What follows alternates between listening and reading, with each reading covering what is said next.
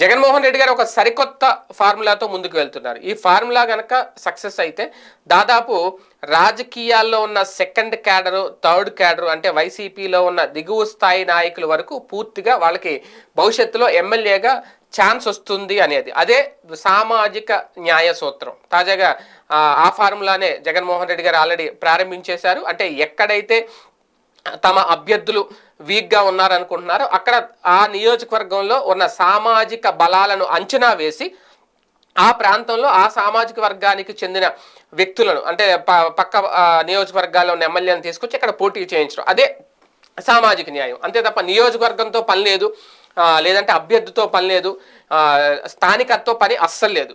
ఎక్కడున్న అభ్యర్థి అయినా సరే జగన్మోహన్ రెడ్డి గారు నిలబెట్టారంటే గెలవాల్సిందే. ఇప్పుడు ఆ మొత్తం కంప్లీట్గా రాజకీయాలను అటువైపుకు తీసుకెళ్ళిపోబోతున్నారు. నిజంగా ఈ ఫార్ములా సక్సెస్ అయితే ప్రతి పార్టీ కూడా ఇంక ఇటే రావాలి. అంటే ఇంతకుముందు ఇటువంటి ప్రయోగాలు చేయలేదని కాదు, తెలుగుదేశం పార్టీ చేసింది. ఒక్కొక్కసారి ఒక్కొక్క సందర్భంలో ఒక పార్టీ సక్సెస్ అవ్వచ్చు, కొన్నిసార్లు ఈ ప్రయోగాలు వికటించవచ్చు. తెలుగుదేశం పార్టీకి లాస్ట్ టైం అదే దెబ్బ తగిలింది. కాకపోతే జగన్మోహన్ రెడ్డి గారి విషయంలో అన్ని ఆలోచించి నిర్ణయాలు తీసుకుంటున్నారనేది వైసీపీ చెబుతున్నమాట. ఈ ఫార్ములా ఎట్టి పరిస్థితుల్లో ఫ్లాప్ అవ్వదు, ఖచ్చితంగా సక్సెస్ అవుద్ది అనేది. కాకపోతే ఆ లెక్కలు నిజంగా ఎంతవరకు ఈ సామాజిక న్యాయం అనేది ప్రజలు యాక్సెప్ట్ చేస్తారు, ఎంతవరకు సక్సెస్ అవుద్ది, వర్కౌట్ అవుద్ది అనేది చూడాలి.